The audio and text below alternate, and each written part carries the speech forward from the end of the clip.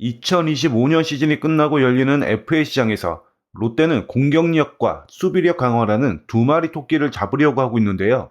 공격력 강화에 걸맞는 선수는 강백호, 수비력 강화로 거론되는 선수는 박찬호입니다. 특히 박찬호의 영입 추진은 롯데 구단 역사상 가장 약한 포지션이라고 할 수 있는 유격수 문제를 해결할 수 있을 거라는 기대를 하고 있는데요. 사실 롯데 수비의 문제는 유격수뿐만이 아닙니다. 다른 포지션도 문제가 많습니다. 그 중에서 하나만 고르라면 저는 중견수 수비를 거론하고 싶습니다.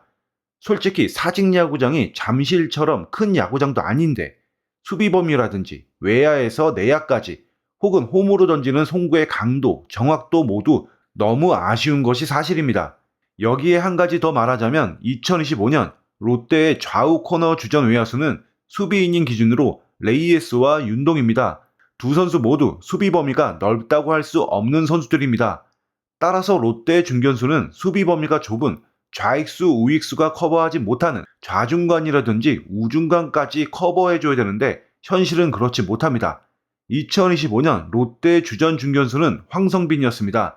그런데 모두 황성빈의 플레이를 보셨고 느끼셨다시피 수비가 좋은 편이 아닙니다. 2025년 황성빈의 중견수 수비율은 97.5%입니다. 참고로 리그 중견수 수비율 평균은 98.5%고요. 황성빈 수비의 특징이라고 하면 빠른 발을 이용한 적극적인 대시입니다. 이로 인해서 하이라이트 필름도 곧잘 만듭니다. 그런데 문제는 빠른 발 못지않게 중요한 타구 판단에서 미스가 많다는 겁니다. 어느새 프로 4년째인데 타구 판단 문제는 여전히 해결되지 않고 있습니다. 약한 송구 능력도 빼놓을 수가 없고요. 따라서 저는 황성빈을 중견수로 써서는 롯데의 센터라인 수비 문제가 계속될 거라고 생각합니다. 그렇기 때문에 이 부분을 해결하기 위해서는 팀 내에서 다른 대안을 찾던지 외부에서 데려오든지 해야 된다고 봅니다. 팀 내에서의 대안이라면 윤동희가 있는데요.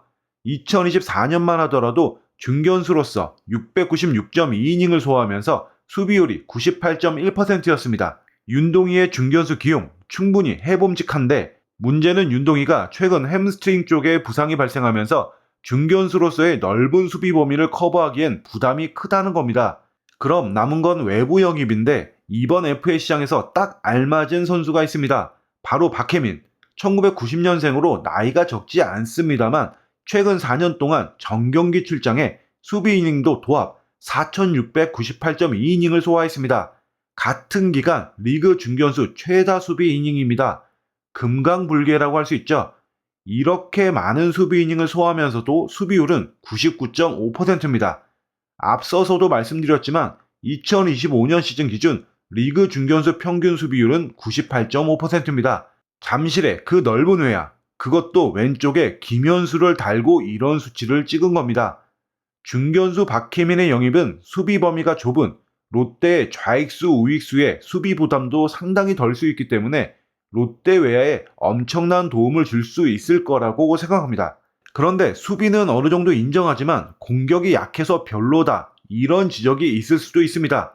하지만 보시다시피 황성빈과 비교해보면 더 안정적인 공격을 하는 선수라는 것을 알 수 있습니다. 즉 정리하면 박혜민은 수비는 말할 것도 없이 리그 최고 수준이고 공격도 평균 이상의 중견수입니다. 당연히 롯데로 온다면 두말할 것 없이 팀의 외야 수비는 2단계 정도 업그레이드가 될 거고요.